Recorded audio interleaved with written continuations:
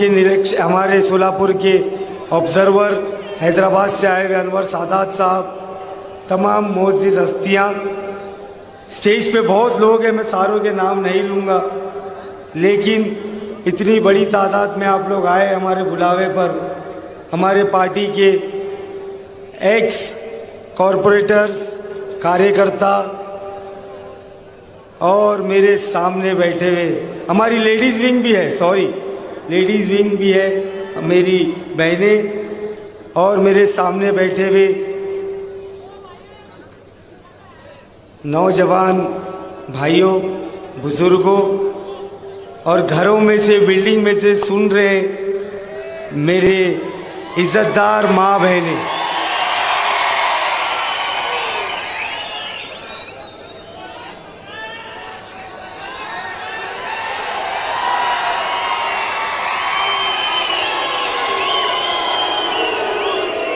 अरे अभी बोलूंगा जब चिल्लाओ, अभी बहुत बोलने वाला हूँ, चिल्लाने लायक। तो सबसे पहले तो मैं आप लोग को ये बता दूं कि आज हम लोग यहाँ पर जमा है, तो क्यों जमा है हम लोग? आज फारूक शाब्दी ही नहीं, फारूक शाब्दी की पार्टी ही नहीं, मजलिस-ए-इत्तेहादुल मुस्लिमीन के तमाम ओहदेदार ही नहीं, सोलापुर शहर का हर शख्स, हर बंदा, वो चाहे किसी भी समाज का हो, वो चाहे मुस्लिम हो, दलित हो, हिंदू हो, क्रिश्चियन हो, चाहे कोई भी समाज का हो, वो आज सोलापुर शहर में ये माहौल बन चुका है कि सब लोग अपने आप को फारूक शाब्दी समझकर ही काम कर रहे हैं। कर रहे हैं क्या नहीं? कहाँ गए सुहा? मैं भी शाब्दी बोलते। आज शहर में यही नारा चल रहा है।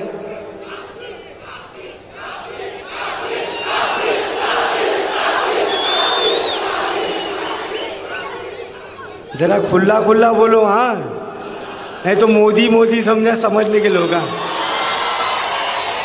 ये शाब्दी है, शाब्दी। तो मैं सबसे पहले तो अल्लाह का बहुत शुक्र अदा करता हूँ कि अल्लाह पाक ने मुझे इस लायक बनाया कि मैं मेरी आवाम के लिए कुछ कर सकूं, और मेरे अकेले के लिए मुमकिन नहीं था। मैं अकेला चाह के भी कितना भी कुछ कर लूं, लेकिन वो आपके प्यार के बिना, आपके सपोर्ट के बिना, मेरी माँ बहनों की दुआओं के बिना मैं ये सब चीज़ हासिल नहीं कर पाता। आज जो हम लोग लड़ाई लड़ रहे हैं, ये लड़ाई किस चीज़ की है? ये लड़ाई का सिलसिला शुरू हुआ 40 साल पहले। मेरी बात को गौर से सुनिए मेरे भाई। ये जो लड़ाई है, ये 40 साल पहले से सिलसिला शुरू हुआ। आज स्टेज पे काफी ज़ईफ लोग बैठे हुए हैं, पब्लिक में बैठे हुए, ये लोग खुद बोल सकते हैं आज कि 40 साल से सोलापुर शहर में एक मुस्लिम आमदार जिताने की कोशिश की जा रही है। लेकिन अफसोस की बात यह है कि 40 साल में हमारी तादाद होने के अलावा, हम सब को लेकर चलने के बावजूद, सब समाज को अपना मानने के बावजूद, 40 साल से जो बीड़ा खैरदी साहब ने उठाए थे, सलीम कल्याणी साहब ने उठाए थे, 2014 में इलेक्शन हुआ तो हार मिली, 2019 में इलेक्शन हुआ तो हार मिली, तो ये हमारा सपना अधूरा ही रह गया। ऐसी कौन सी चीज़ है जिसके लिए हम 40 साल मेहनत करें तो पा नहीं सकते? क्या हमारी दुआओं में वो असर नहीं है? क्या हमारी मेहनत में वो कुव्वत नहीं है कि 40 साल से हम लोग फेल होते जा रहे हैं? लेकिन इस बार सोलापुर की जनता ने ये तय कर लिया है कि इस बार 2024 में हम लोग सोलापुर में इतिहास गढ़ेंगे इंशाअल्लाह। जो काम 40 साल से नहीं हुआ वो इस बार हमारे जो बुजुर्ग हैं, जो सपना देखे इतने सालों से कि एक मुस्लिम आमदार जिता के लाएंगे, वो काम आज की जो नस्ल है, मेरे नौजवान भाई, मैं आप लोग से गुजारिश कर रहा हूं कि ये वक्त आ गया है कि हमारे बुजुर्गों को हम हमारी तरफ से तोहफा दें। देंगे ना तोहफा? लेकिन तोहफा सिर्फ नारे लगाने से, सिर्फ चिल्लाने से, सड़कों पर घूमने से नहीं दिया जाता। इलेक्शन लड़ा जाता है प्लानिंग से, हिकमत से और समझदारी से। आज तक हमने जो नहीं किए होंगे, हम कहीं तो कहीं चूक रहे थे पिछले सब इलेक्शन में, लेकिन इस बार हम लोग वो सारी चीज़ें करेंगे जो इलेक्शन जीतने के लिए करना पड़ता है, और 23 तारीख को ज़रूर जीतेंगे इंशाअल्लाह। आज तक हम लोग जी 40 साल में क्यों हारे, कोई बता सकता है मुझे? किसी के पास जवाब है? एकता तो ठीक है, वो दूसरी बात है, लेकिन मैं आपको बताता हूं कि हमने 40 साल में कामयाबी क्यों नहीं पाई। हमने, मुझे बताओ, ये 20 तारीख जो मतदान का दिन है वो क्या है? कौन सा दिन है वो 20 तारीख?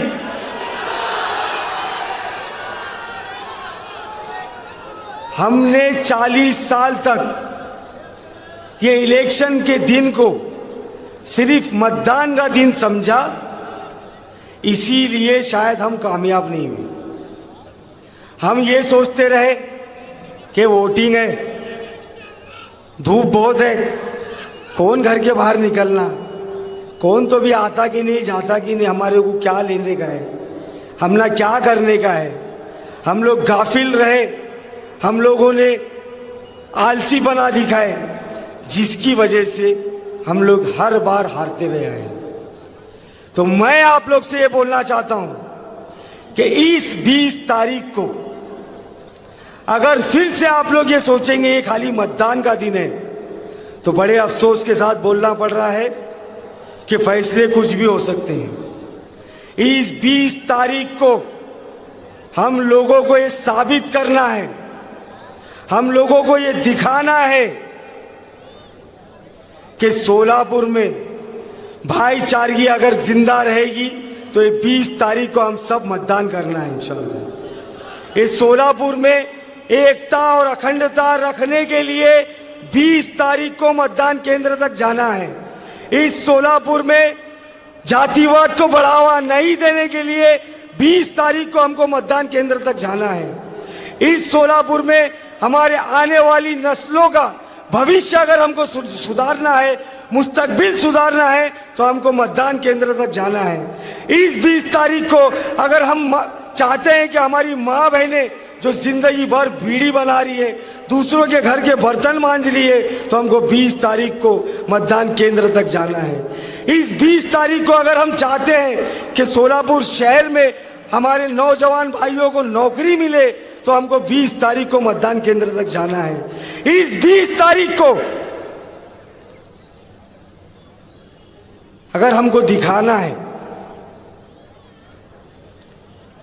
कि हम गुस्ताखे रसूल को माफ नहीं करेंगे, इस 20 तारीख को अगर हम लोगों को संविधान बचाना है, लोकशाही बचाना है, हमारे अधिकार बचाना है, हमारे हुकूक बचाना है, अगर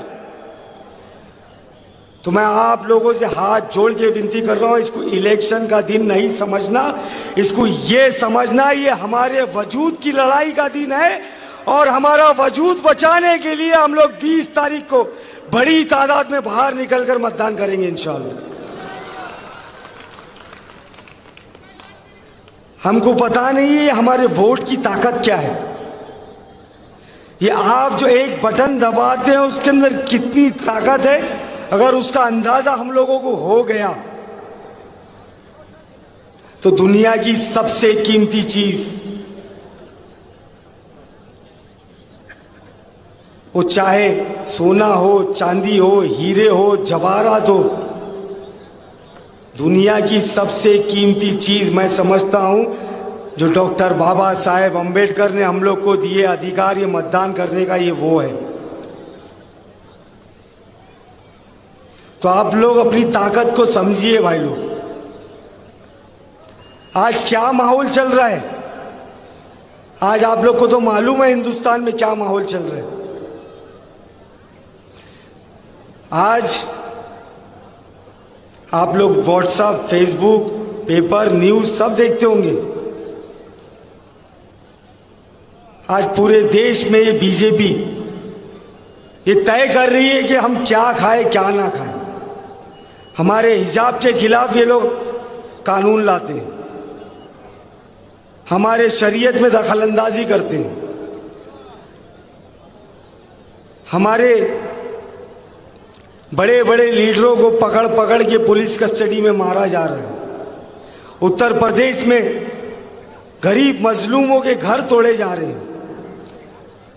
महाराष्ट्र में आपने देखा कि कैसा इनके नेता सड़कों पे खुलेआम आतंक मचा रहे हैं। क्या क्या भाषण नहीं कर रहे ये लोग। लेकिन हम जिससे उम्मीद रखते हैं कि जब हम पर, मुसलमानों पर, दलितों पर, पिछड़ों पर, आदिवासियों पर, मागासवर्गीयों पर, अल्पसंख्यकों पर, क्रिश्चियंस पर जब ज्यादती हो तो हम उम्मीद किससे करेंगे। हमने जिसको वोट दिए, हमने जिसको नेता बनाकर असेंबली या पार्लियामेंट में भेजे, हम उसी से उम्मीद करेंगे कि वो बंदा उठकर खड़ा होगा और हमारे हक के लिए लड़ेगा। लेकिन होता क्या है, क्या हुआ है आज तक। जब ट्रिपल तलाक की बात आती है तो ये लोग की गाड़ी ट्रैफिक में फंस जाती है। जब वक्फ बोर्ड की जमीनों को छीनने के लिए कानून बनाया जाता है तो आप और हमारे ही वोटों से यही शिवसेना, उद्धव ठाकरे गढ़ की शिवसेना जिसके 9 खासदार जीत के आते हैं, वो लोग वॉकआउट करके पार्लियामेंट में से जाकर कैंटीन में बैठ के गुलछर्रे उड़ाते हैं। अरे कब तक हम लोगों को कड़ी पत्ते की तरह इस्तेमाल किया जाएगा। और ये जो शख्स आपके सामने बैठे हुए 544 एमपी है पार्लियामेंट में, 544, उनमें से इनको तो हम लोग इतने वोट भी नहीं देते क्या। लेकिन ये शख्स बैरिस्टर असदुद्दीन ओवैसी साहब एक जुनून, एक पागलपन, एक तड़प, एक दर्द, एक तकलीफ लेकर बेबाकी के साथ, चाहे वो मुद्दा मुसलमानों का हो, दलितों का हो, पिछड़ों का हो, आदिवासियों का हो, या किसी भी समाज के ऊपर नाइंसाफी हो रही हो, तो अगर आवाज उठती है तो सिर्फ एक आवाज गूंजती है, वो है बैरिस्टर असदुद्दीन ओवैसी साहब की। और ये हमारा वोट खाने वाले, ये हमारे वोटों को चुन चुन कर लेने वाले क्या बोलते हमारे को, हम बी टीम है, हम बी टीम है। बी टीम, अगर बी टीम होते तो लोकसभा इलेक्शन में टिकट देते और ताई को गिरा देते। लेकिन हमारा भी मकसद यही है कि भारतीय जनता पार्टी को हमें दूर रखना है, उनको सत्ता में आने नहीं देना है, और उसके लिए हमसे जो बन पड़ेगा हम लोग वो करेंगे। ये बी टीम बोलने वाले अभी कुछ दिन पहले इनके 5 नगर सेवक भाजपा में गए क्या नहीं गए? अब कौन बी टीम है? ये सब आप लोग को वर्गलाने का काम करते हैं। अभी भी वक्त गया नहीं है, अभी भी समझ जाइए आप सब लोग। हम सब लोग मिलकर एक इतिहास बना सकते हैं सोलापुर शहर में। एमआईएम ऐसी है, एमआईएम वैसी है, एमआईएम ये है, एमआईएम वो है।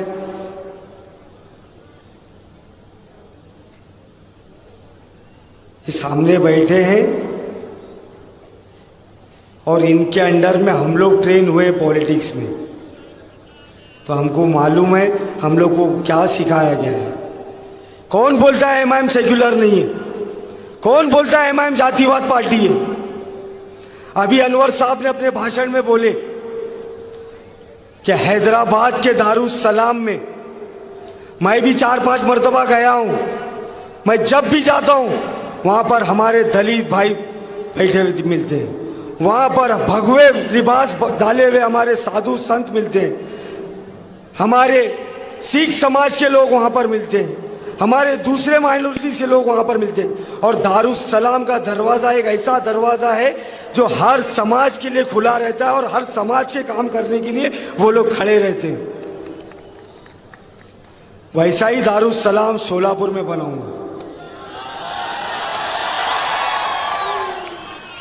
जहां हर किसी को एंट्री होगी, चाहे वो मुस्लिम हो, दलित हो, मोची हो, पद्मशाली हो, लोधी हो, कैकाड़ी हो, और कौन कौन से समाज, कोष्टी हो, वडार हो, और चाहे जितने भी समाज हो। मैं किसी एक समाज का आमदार बनने के लिए यहां नहीं आया हूं।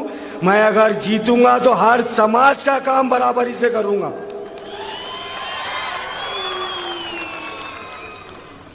अरे बस करो अभी भड़काना, लोगों को समझ में आ चुका है।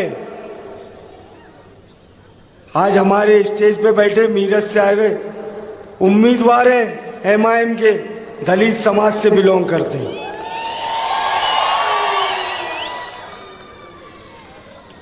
तुम दिए क्या हमारे को कभी टिकट? कभी दिए? कितने साल से मांगे? शौकत भाई मांग को थके क्या नहीं तुम्हें?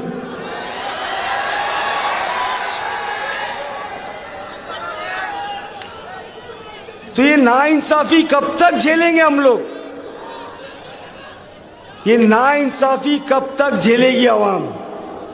लेकिन अब हमने सोच लिए हैं कि हम सिर्फ कुर्सियां नहीं लगाएंगे, हम सिर्फ शतरंजी नहीं बिछाएंगे, हम सिर्फ नारे नहीं लगाएंगे। अब हम हमारा हक, हमारी हिस्सेदारी छीन के लेंगे और हम तुम्हारे बाजू में कुर्सी डाल के बैठेंगे इंशाअल्लाह। लेकिन उसके लिए हम सबको मिलके काम करने की जरूरत है। करेंगे ना काम?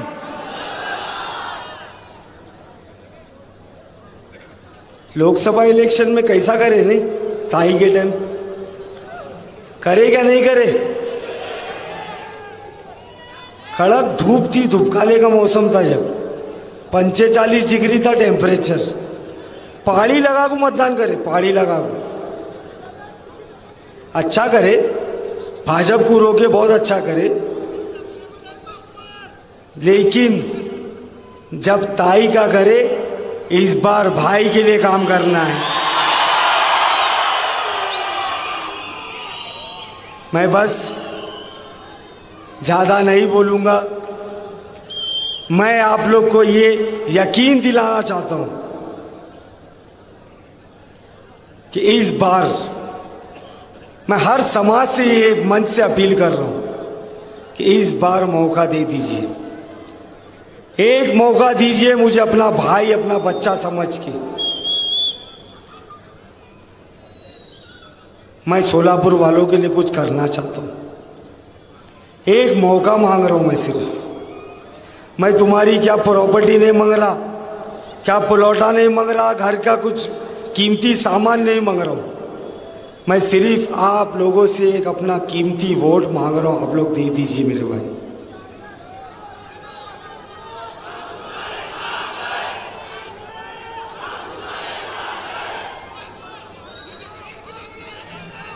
क्या क्या नहीं हो रहा है सोलापुर में, क्या क्या नहीं हुआ सोलापुर में, लेकिन ये क्या कब जागेंगे हम लोग। मैं आज पैदल दौरे में निकल रहा हूं, ऐसी ऐसी झुग्गी झोपड़ियां हैं जहां पे एक गली में से दो लोग पार नहीं हो सकते। ड्रेनेज का मसला, रास्ते का मसला, साफ पीने पानी का मसला। अरे ये कोई जिंदगी है?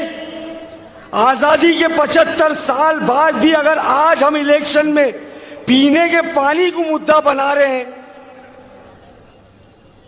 तो खड्डे में जाए। ऐसी राजनीति नहीं करना भाई। आज सोलापुर शहर आज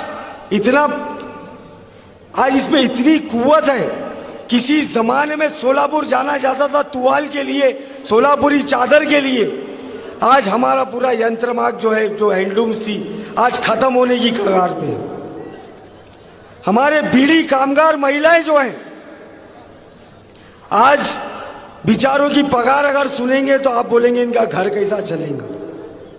आज बीड़ी कामगार मालिक जो है, उनके ऊपर ऐसे ऐसे कानून थोपे गए हैं जिसकी वजह से उनका कारोबार बंद होने की कगार पे आ गया।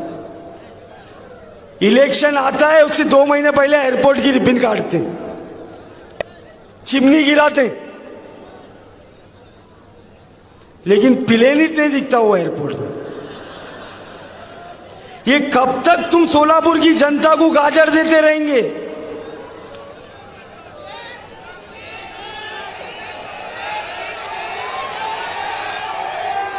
आज जो नौजवान है सोलापुर के, आज सोलापुर में इतना स्किल है, इतना टैलेंट है, बेचारे कैसा भी पढ़ लिख के कामयाब होके डिग्री लेके नौकरी की तलाश में सोलापुर में घूमते हैं, लेकिन उनको नौकरी नहीं मिलती।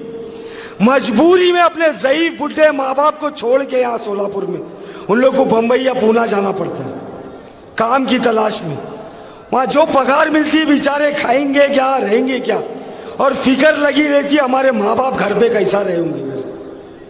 आज हमारे बच्चों के लिए पढ़ाई लिखाई के लिए अच्छी स्कूल नहीं है।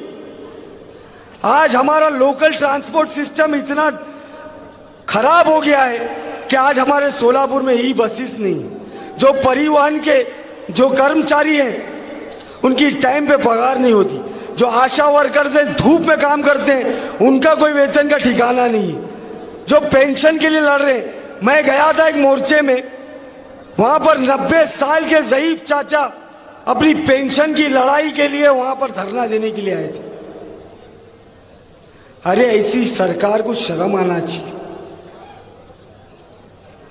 कब जागेंगे हम लोग? बार बार एक ही बटन दबा रहे। अरे बदल करके तो देखो, हो सकता है वो सही नहीं, कोई दूसरा सही होगा। मैं सही नहीं, मेरे बाद कोई और सही रहेगा, लेकिन नहीं। आज तक हम लोगों ने किसी को हराने के लिए मतदान की। कुछ लोग आते थे हमारे बीच में, नहीं करे तो भाजपा आती, नहीं करे तो भाजपा आती। वो भाजपा के डर से आप लोग दूसरा बटन दबाए। लेकिन इस बार खबरदार, किसी को हराने के लिए वोट नहीं करना है, हमको खुद को जीतने के लिए वोटिंग करना है इंशाअल्लाह।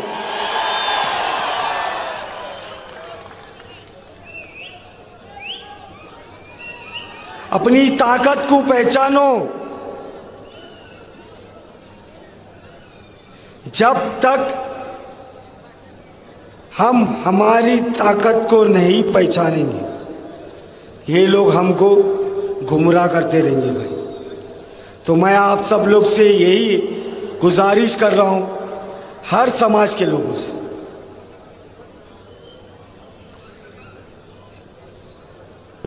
हर समाज के लोगों से गुजारिश कर रहा हूं कि मेरे को स्वीकार करो।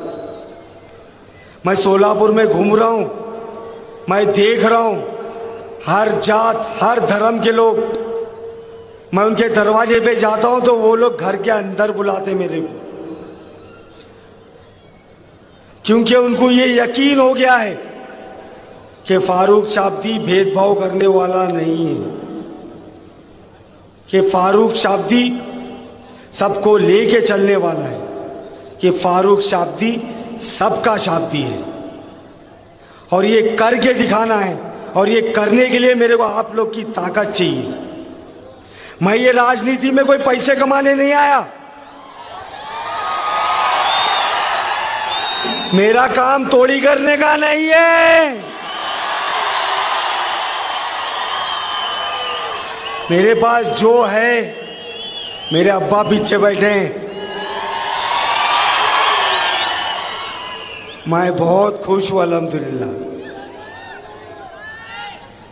इसलिए मैं ये इलेक्शन में 4 वचन 4 वादे लेकर इस इलेक्शन में जा रहा हूं, और वो चारों वादे मेरे मतदार संघ की मेरी माँ बहनों के लिए है। तुम लोग आदमी लोग नाराज नहीं हो ना, हमारे वास्ते क्या भी नहीं करोगे, हमारी माँ बहनें खुश तो हम भी खुश। तो 4 वचन जो मैं आप लोग को दे रहा हूं, उसमें पहला ये है कि अगर मैं जीत गया तो आमदार के रूप में जो वेतन आमदार को मिलता है, जो मानधन मिलता है, पगार मिलती है, जो वो कितने लाख है मेरे को मालूम नहीं है और मालूम करने का भी नहीं है, वो पूरे पैसे, वो पैसों में से फारूक शाब्दी एक फूटी कौड़ी भी नहीं लेगा।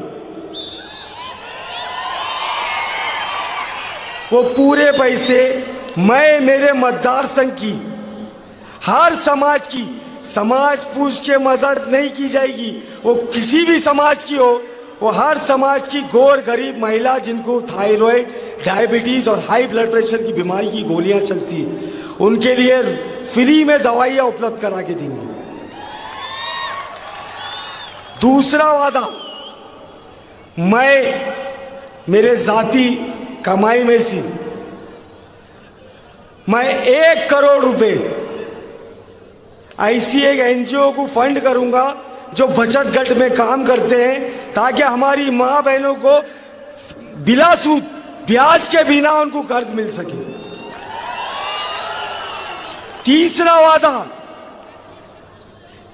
वादा मैं ये करता हूं कि अगर मैं जीत गया तो जो मेरी फैक्ट्री मुंबई में चलती है उसका 1 यूनिट उठा के मैं यहां सोलापुर में लाऊंगा, जिसके जरिए हर रोज 1000 महिलाओं को रोजगार मिलेगा। चौथा वादा मैं ये करता हूं कि अगर मैं जीत गया तो हमारे मतदार संघ में जो बीड़ी कामगार और यंत्रमाग कामगार महिला हैं, जो ओल्ड एज सीनियर सिटीजन हैं, उनके लिए मुफ्त स्वास्थ्य बीमा बना के दूंगा, ताकि बीमारी में उनको पैसों की कमी की वजह से अपनी सेहत के साथ समझौता ना करना पड़े। और ये चारों वादे पूरे करने के लिए, ये मोदी का वादा नहीं है 15 लाख वाला, ये शाब्दी का वादा है, शाब्दी का। और ये चारों वादे पूरे करने के लिए मैं 1 साल का टाइम मांग रहा हूं। अगले साल नवंबर 2025 से पहले अगर मैं जिंदा रहा तो ये चारों वादे इंशाल्लाह पूरे करके दिखाऊंगा सोलापुर वालों के लिए। तो बस मैं यही चाहता हूं कि आप सब लोग इकट्ठा हो जाए, सब समाज, सब धर्म, सब छोड़कर इस बार जात पात को भूलना है, पक्षपात को भूलना है, पूरे सोलापुर को एक होना है। और 20 तारीख के दिन 6 नंबर का बटन, जिसका चुनाव चिन्ह पतंग है, इतना दबाव, इतना दबाव, इतना दबाव कि 23 तारीख तक वही आवाज आना चाहिए बस। और 23 तारीख के बाद मैं आप लोग के लिए, आप लोग एक दिन दो मेरे को 20 तारीख, मैं आपसे वादा करता हूं और ऊपर वाला अल्लाह मेरी जबान की लाज रखे कि मैं आप लोग को 5 साल नहीं दूंगा। मैं 5 साल देने वाला नहीं हूं। मैं मरे दम तक आप लोग का एक कर्जा चुकाऊंगा इंशाअल्लाह। 20 तारीख को आप सब लोग बड़ी तादाद में अपने घर वालों के साथ निकलिए। वोटिंग के दिन को एक त्योहार की तरह मनाइए, अपने अधिकार का इस्तेमाल कीजिए और हम सब लोग मिलकर पतंग का बटन दबाएंगे ऐसी उम्मीद करता हूं। बहुत बहुत शुक्रिया। जय हिंद, अल्लाह हाफिज।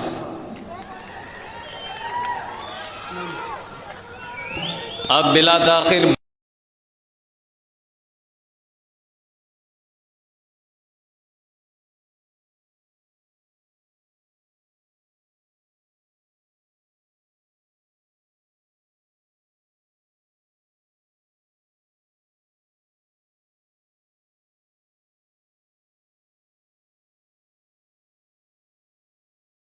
बहुत वक्त हो चुका है।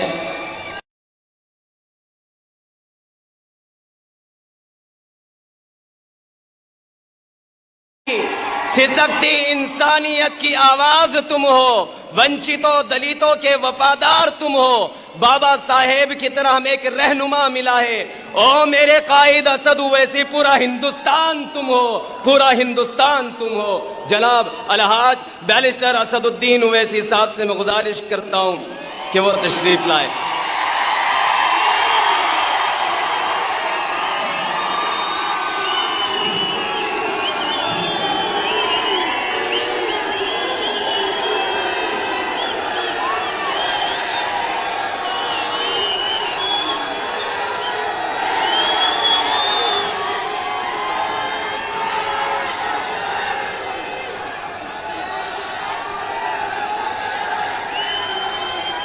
बिस्मिल्लाहिर्रहमानिर्रहीम।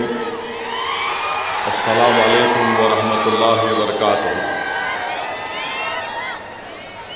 मोअज़्ज़िज़ हाज़रीन कराम, बुज़ुर्गाने क़ौम और मिल्लत, मेरी इज़्ज़तदार माँ और बहनों, ग़यूर नौजवान साथियों, मेरे तमाम मंजलिसी रुफ़क़ा, शहनशीन पर तशरीफ़ फरमा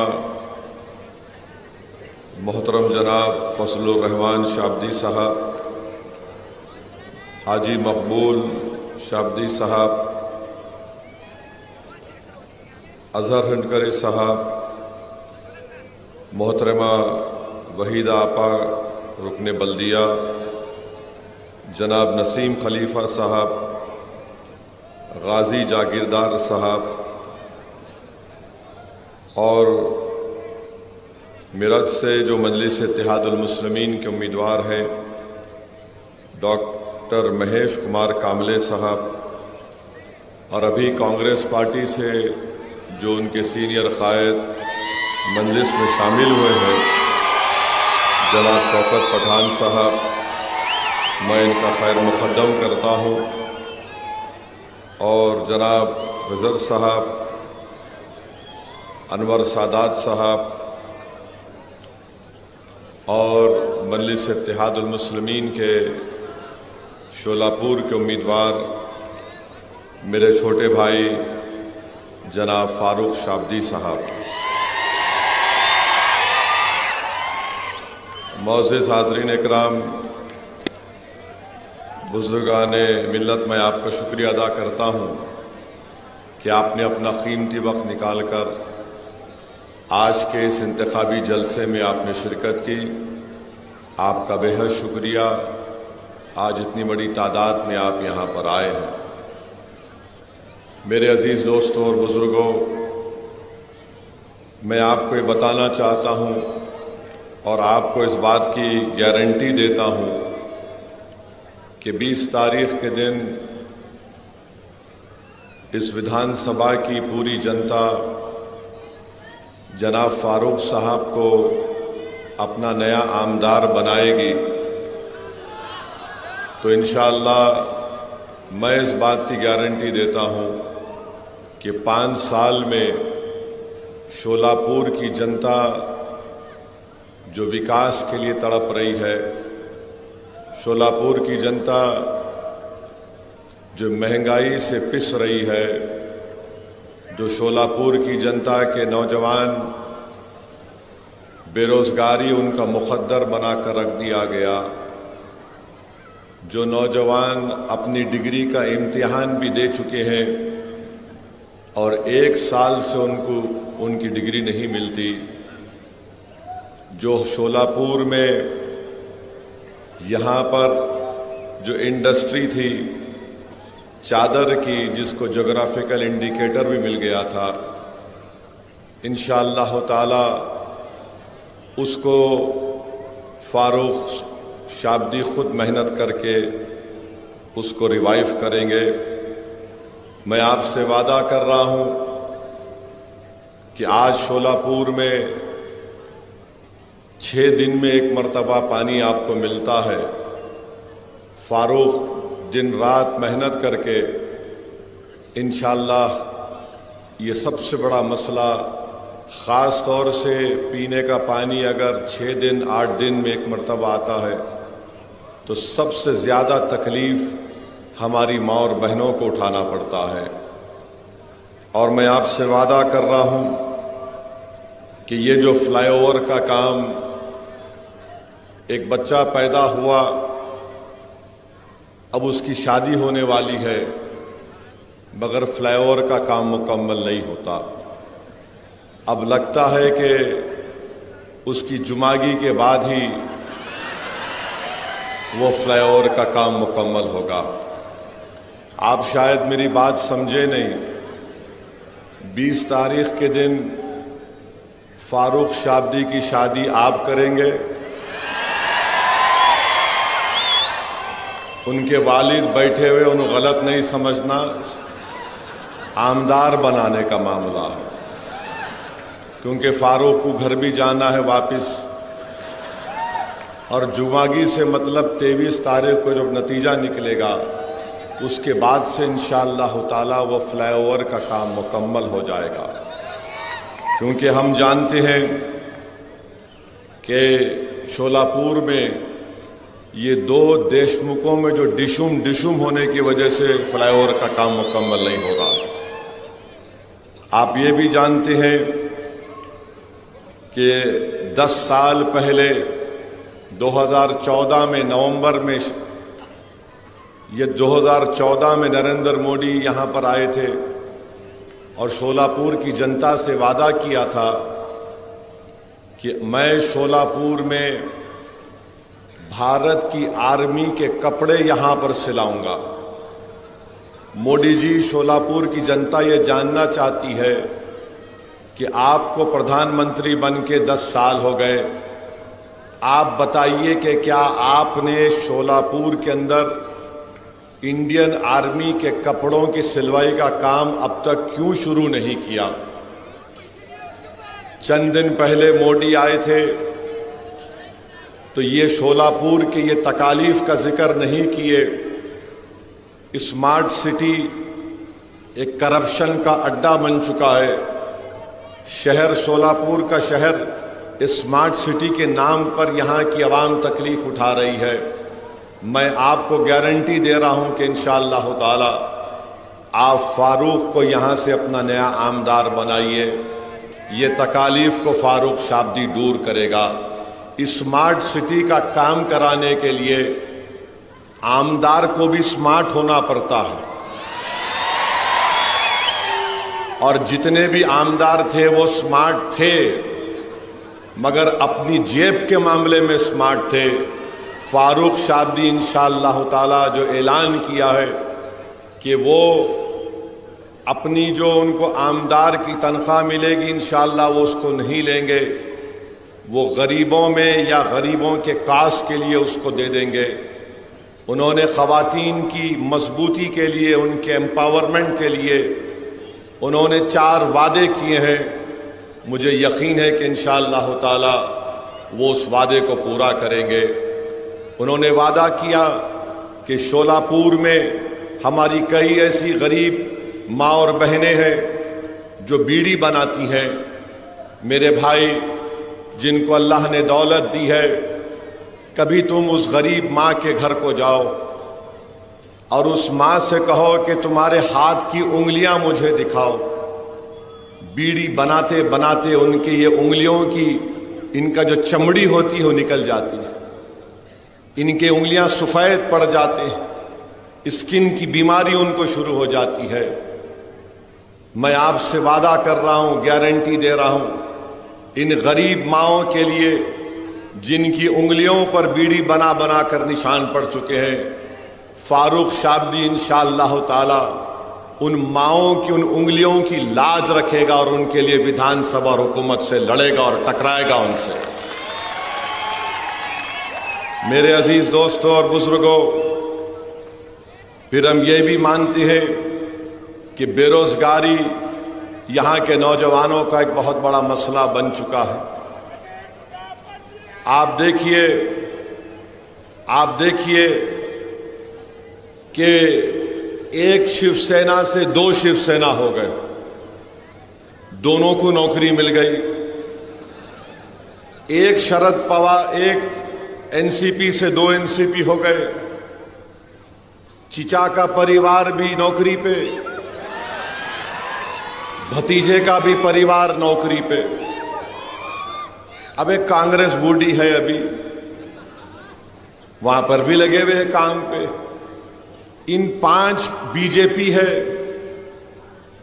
इन तमाम पार्टियों में ही पूरी नौकरी तकसीम होकर रह गई, मगर शोलापुर की जनता खाली आस लेकर बैठी हुई है कि मेरे मुकद्दर में नौकरी कब आएगी।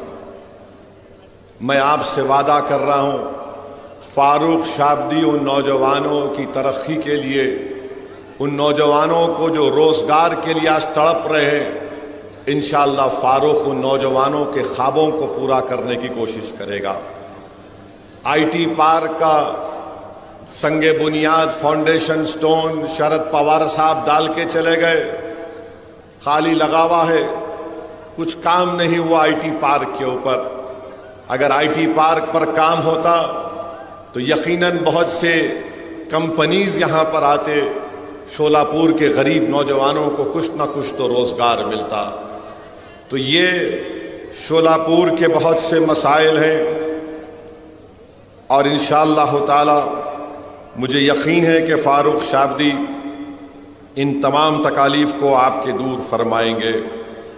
पानी का मसला बहुत बड़ा है, बहुत बड़ा पीने के पानी का मसला है। यहाँ पर बीजेपी, नगर पालिका में बीजेपी के पास सत्ता है।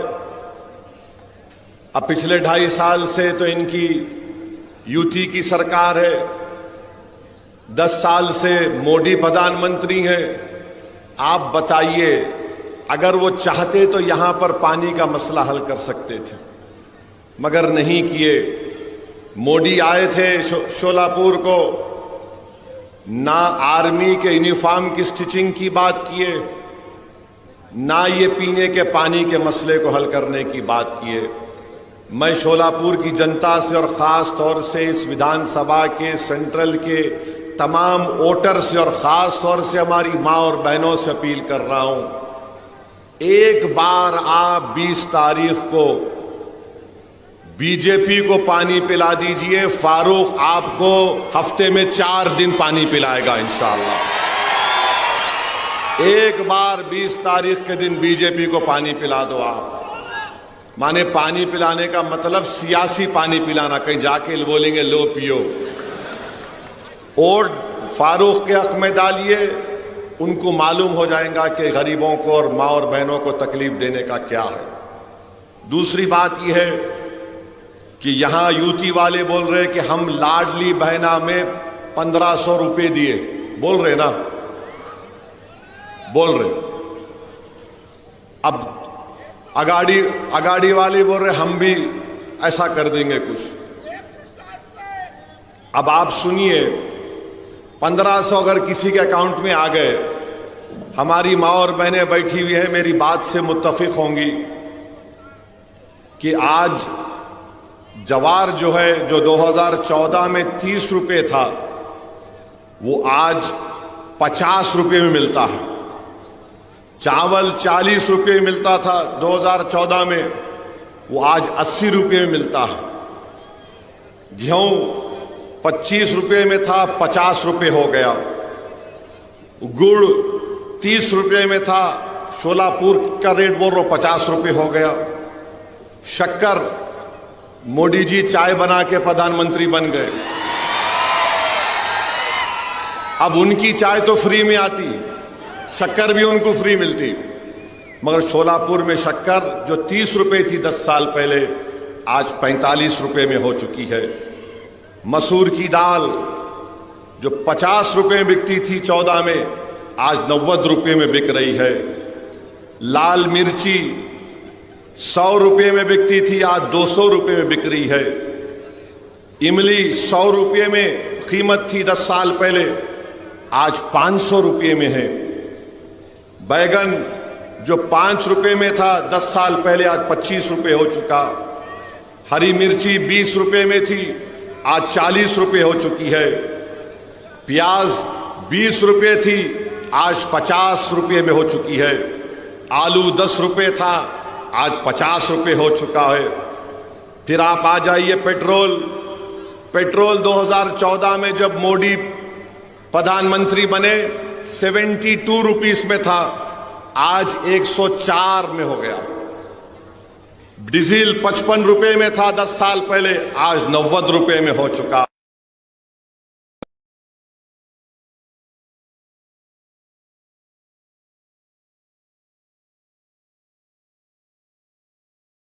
80-90 के दरमियान में मिलता है। मीठा तेल 70 रुपये में था, आज 150 रुपये में बिक रहा है। नमक 10 रुपये में था, 15 रुपये। अगर आप खाली इमली और आपके मसूर की दाल, लाल मिर्ची, हरी मिर्ची, प्याज, आलू और मीठा तेल मिला लिए तो यहीं 1100 रुपये निकल गए, यहीं 1100 रुपये निकल गए। सिलेंडर खरीदने गए तो उल्टा और 1500 जो रुपये मिले उसमें 300 रुपये डालना पड़ता। तो शिंदे समझ रहे कि हम सबके कान में फूल है। मोदी समझ रहे, अमित शाह बोल रहे लाडली बहना हमारे साथ है। अरे भाई, तुम 1500 रुपये दे के 1900 रुपये मेरे से निकाल रहे। ये बेवकूफ बना रहे हैं महाराष्ट्र की जनता को, और खास तौर से हमारी माँ और बहनों को, गरीबों को। ये रेट जाकर मालूम कर लेना शोलापुर में। अब मेरे को मालूम, कल से बीजेपी वाले जाएंगे मार्केट में, ए आलू की कीमत तो बोलना, प्याज की कीमत तो बोलना। महंगाई मोदी जी महाराष्ट्र को बर्बाद कर रही है। देश में जो इन्फ्लेशन है 6.9 के करीब है, महाराष्ट्र में 7.3 के करीब है। और ये बोल रहे ये दिए, क्या तुम्हारे बाप का दे रहे? जनता का पैसा है तो दे रहे तुम, मगर तुम कैसा दे रहे? एक हाथ से 1500 डाल रहे और दूसरे हाथ से 1900 रुपये निकाल ले रहे। अब आप बताइए, आपको क्या करना है 20 तारीख के दिन? आप क्या करेंगे बताइए? आप क्या करेंगे? क्या आप हिंदू मुसलमान की लड़ाई को देखेंगे या महंगाई को देखेंगे? किसको देखेंगे आप? आप महंगाई को देखेंगे? महंगाई आपको बर्बाद कर रही है तो हाथ उठाइए।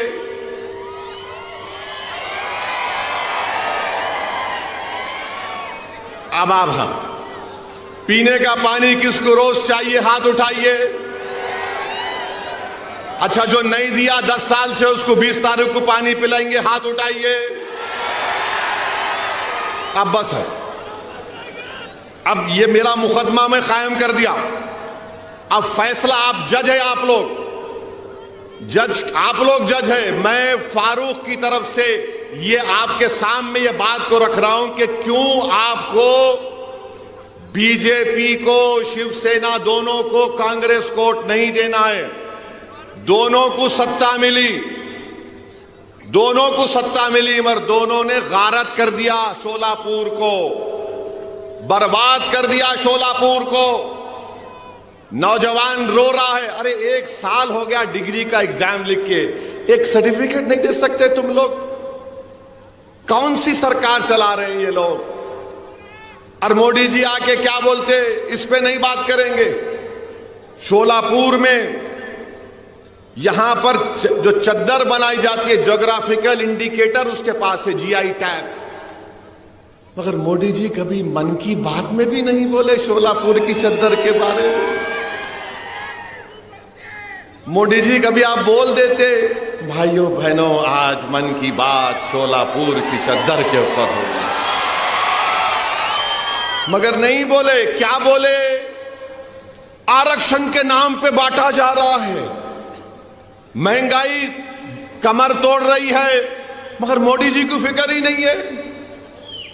यहां पर चादर बनाने की फैक्ट्री खत्म हो गई, मगर मोदी जी माशाल्लाह रोज नए कपड़े पहनते, बहुत टिप टॉप। मगर ये शोलापुर की जनता जो यहां पर इनके हाथों में अल्लाह ने फन दिया, बीजेपी ने उस इंडस्ट्री को तबाह बर्बाद कर दिया। ये शोलापुर की जनता को इस पर फैसला करना है। और मैं बताना चाह रहा हूं, ये मोदी जी ने कहा कि आरक्षण के नाम पर बांटा जा रहा है। अरे मोदी जी, आप मराठाओं को रिजर्वेशन देने का वादा आपने किया था, और मराठाओं को रिजर्वेशन देना पड़ेगा आपको। जरांगे पाटिल आपकी नींद हराम कर चुका है, मुझे मालूम, सबकी नींद हराम कर चुका है। दुबला पतला आदमी है, उसकी समाज ने उसको अपना नेता मान लिया। मैं सलाम करता हूं मराठा समाज को कि मुत्तहदा तौर पर आपने अपने नेता को बना दिया। और हम तायीद करते हैं कि मराठाओं को रिजर्वेशन मिलना चाहिए और झक मराकर देना पड़ेगा, चाहे सरकार किसी की बने। आप फारूक को अपना आमदार बनाइए। फारूक जब विधानसभा जाएगा तो मराठा आरक्षण का डिमांड करेगा, लड़ेगा उसके लिए इंशाअल्लाह ताला। और मेरे भाई और अजीज दोस्तों, बुजुर्गों, मेरी मां और बहनों, मैं आपसे अर्ज करने आया हूं कि ये जो फारूक से हटकर जो कैंडिडेट खड़े हैं,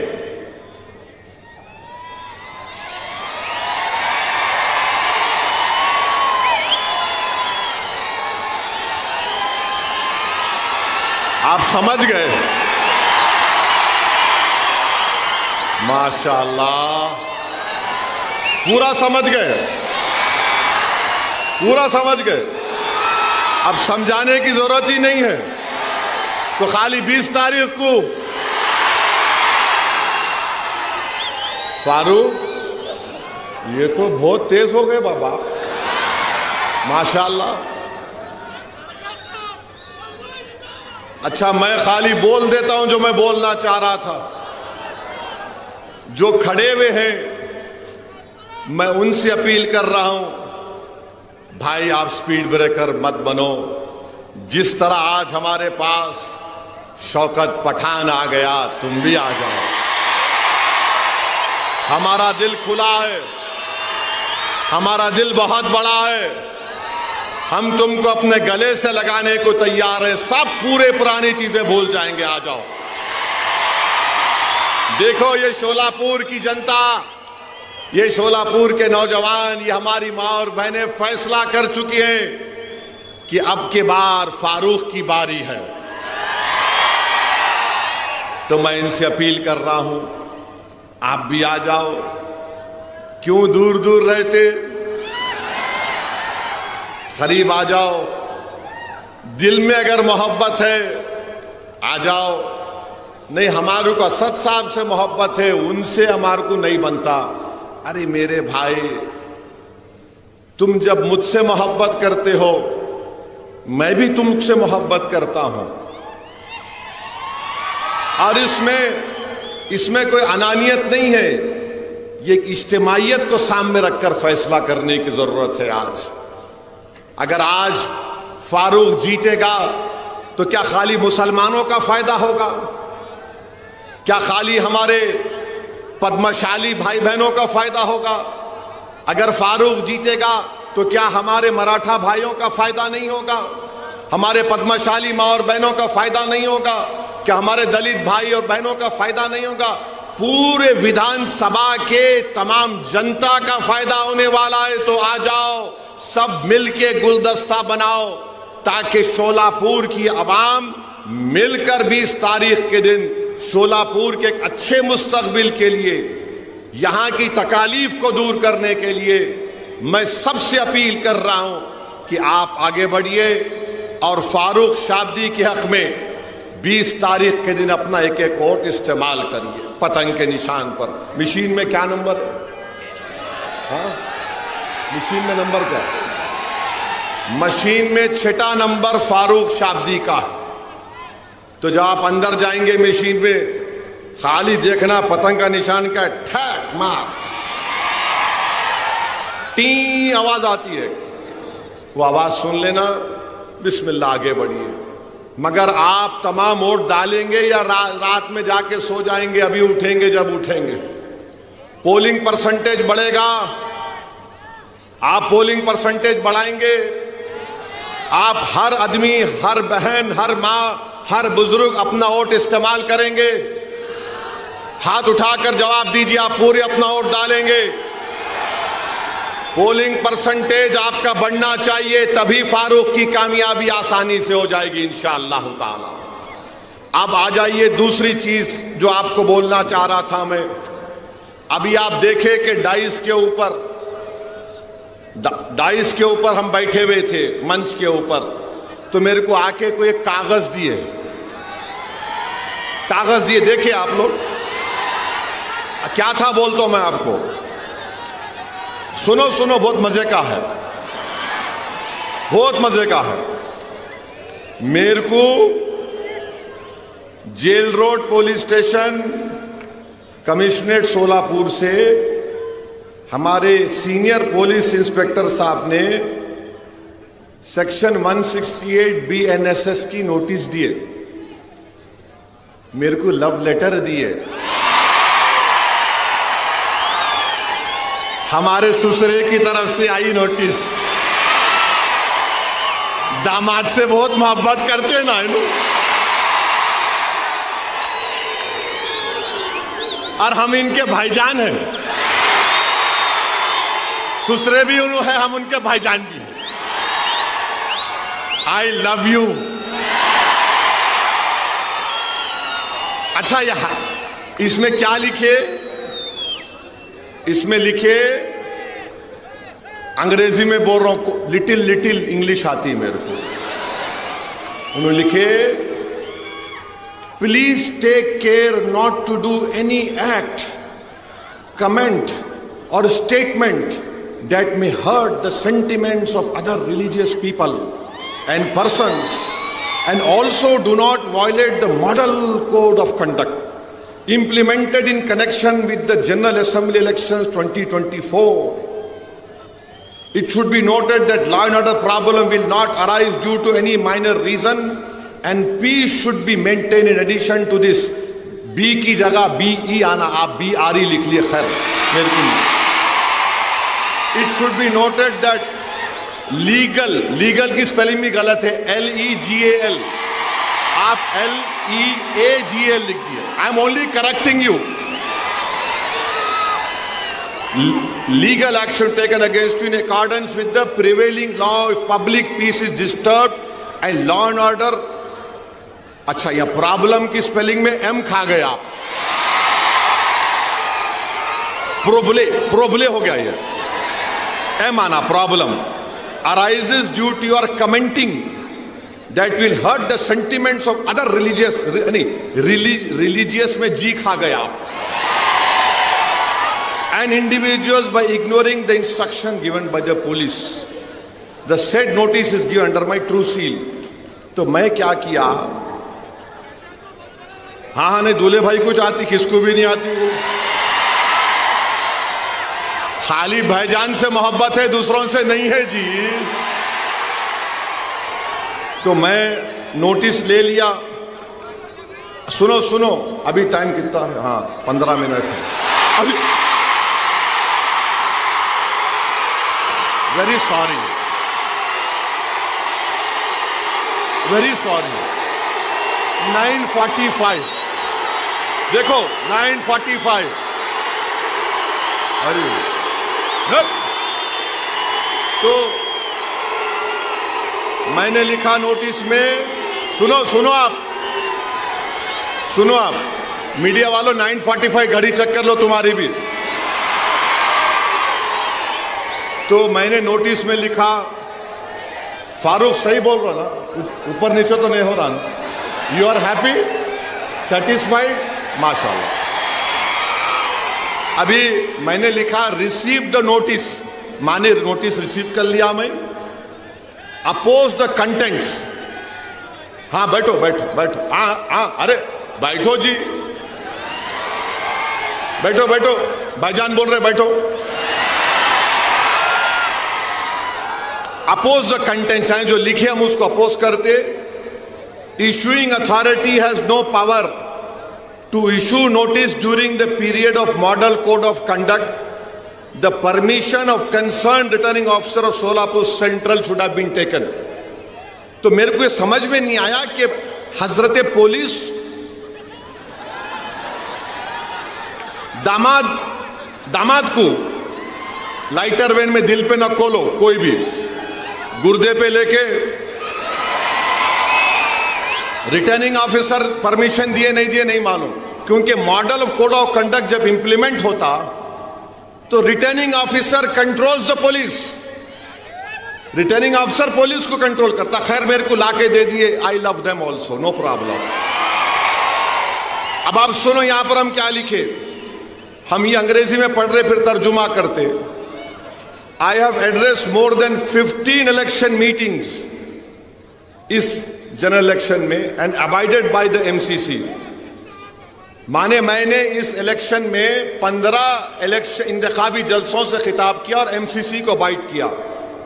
फिर मैंने लिखा, it is surprising that the notice has not been issued to the prime minister Narendra Modi. Modi को नोटिस नहीं दिए, ओवैसी को दिए। 3 दिन पहले मोदी आए थे, मोदी को देना था ना, देना था नहीं देना था, उनको नहीं दिए, ओवैसी को दिए, क्योंकि मैं सन इन लॉ हूं, क्या हूं नहीं मालूम। In lighter vein, don't take it seriously. अब ये आप बताइए ये क्या है? जहां मैं चले जाता हूं महाराष्ट्र में, आपसे मोहब्बत का इसका खत लेकर आए हम, आइए। तो मैं भी उनको दिल में देख के बोला, वाह मेरी महबूबा आ रही है, वाह तेरा ही इंतजार था। ये कैकू करते रहे भाई मेरे पीछे, मैं बोलता ही नहीं था ये सब चीजें। अच्छा अब आप मेरे को बोलो, वो एक छोटा बच्चा है, नहीं मेरे स्टैंडर्ड से बोल रहा हूं, मेरी गलती नहीं है, मैं लंबा हूं तो हमारे अब्बा की गलती है। तो उन्होंने बोल रहे मैं मस्जिद में घुस के मारता हूं। मेरे को समझ में नहीं आया कि ये 168B एंड SS की नोटिस उसको नहीं दिए, नहीं दिए ना, नहीं दिए, उसको दिए ही नहीं। उन्हें बोले जा रहा, जो बके जा रहा, बके जा रहा। अच्छा क्या करे, खाली FIR कर लिए। अरे उसको लेके भिजाते दुबई को अंदर, अरे दुबई से मुराद जेल को भिजाते नहीं। अब वो डिप्टी सीएम फडणवीस बोले, क्या बोले? ओट जिहाद, धर्म युद्ध। ये धर्म युद्ध है इलेक्शन? ये ओट जिहाद है इलेक्शन? बाबा साहिब अंबेडकर ने संविधान बनाया, तो बाबा साहिब ने संविधान कब बनाया?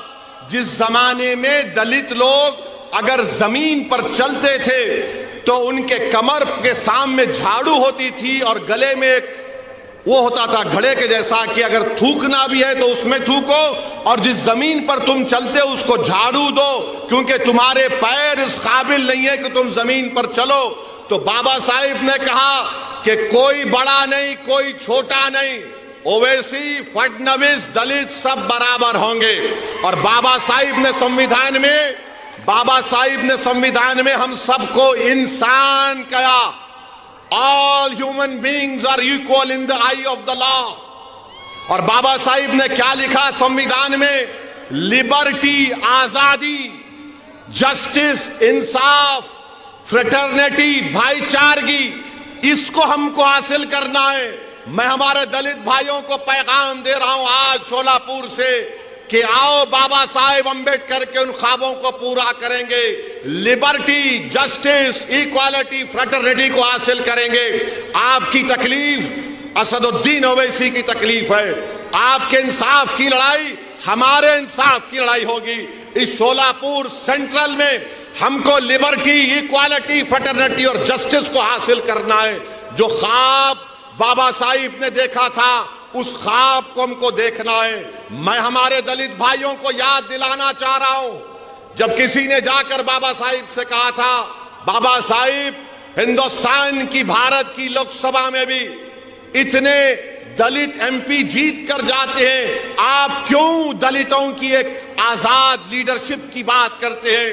तो बाबा साहिब अंबेडकर को सलाम, उन्होंने कहा था कि हां, रिजर्वेशन की बुनियाद पर जीत कर तो जाते हैं, मगर अपना मुंह उस वक्त खोलते जब उनको अंगड़ाई लेना पड़ता है। मैं दलित भाइयों को याद दिला रहा हूं, कांशीराम नहीं कहा था चमचों से बच के रहो, चमचों से बच के रहो। मैं तुमसे भी कह रहा हूं चमचों से बच के रहो। ये चमचे हमारे मफादात की हिफाजत नहीं करते, बल्कि अपने जाती मफादात को लेकर अपने सियासी आखाओं के कदमों में सर झुका देती है। मैं तुमसे कह रहा हूं सर मत झुकाओ, सीना तान कर शोलापुर के विकास के लिए लड़ेंगे हम इंशाअल्लाह ताला। शोलापुर के विकास के लिए हम लड़ेंगे। तो मेरे अजीज दोस्तों और बुजुर्गों, ये चंद गुजारिशात मुझे आप तक कहना था। अब ये डिप्टी सीएम फडणवीस, धर्म युद्ध, वोट जिहाद, उनको तो नोटिस नहीं देते BNSS की, हमको ही देते।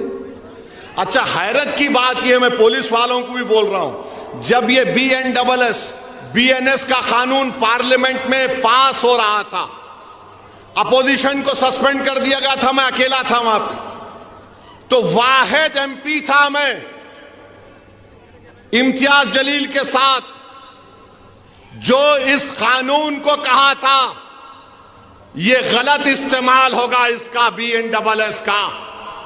मैंने कहा था कि मकाले की रूह या मकाले अपने खबर में खुश हो रहा होगा इस कानून को देखकर।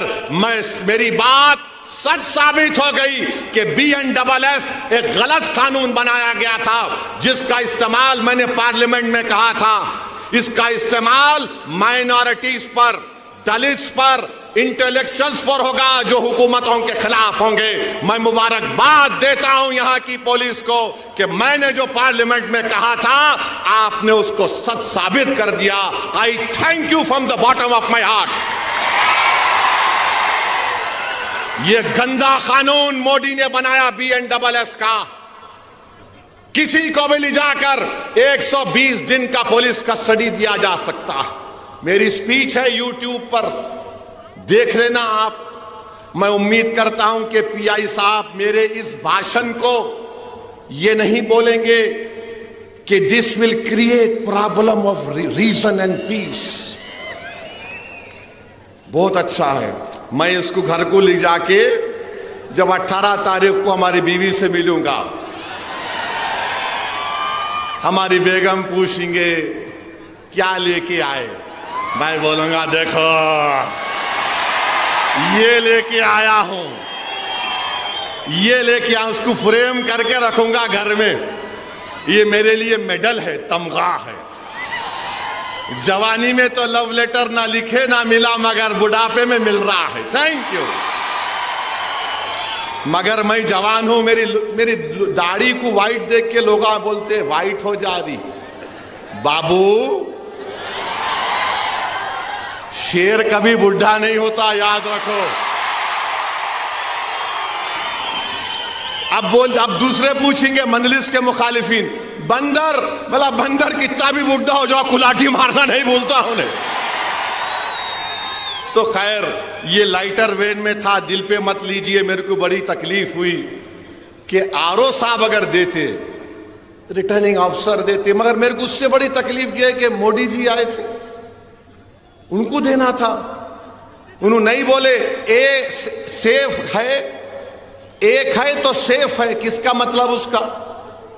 किसको बोल रहे थे मोदी जी एक है तो सेफ है?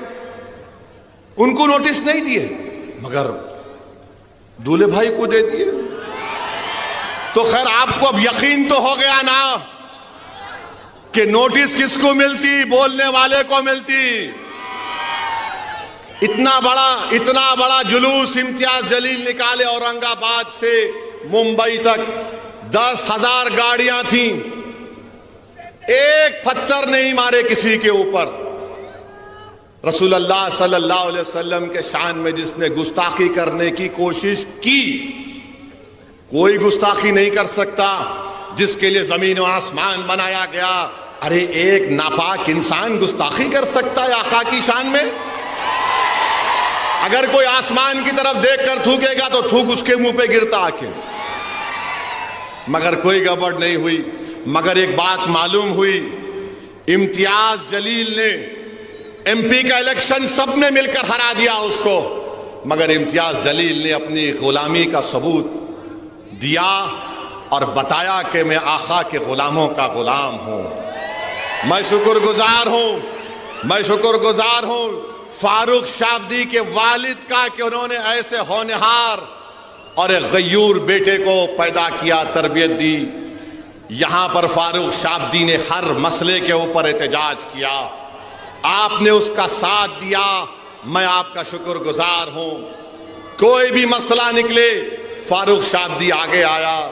कोविड का मसला था, फारूक शाब्दी आगे बढ़कर गरीबों की मदद किया, मजहब को नहीं देखा। पढ़ाने का स्कॉलरशिप का मसला आया, फारूक शाब्दी ने ये नहीं देखा कि कौन किस समुदाय का है।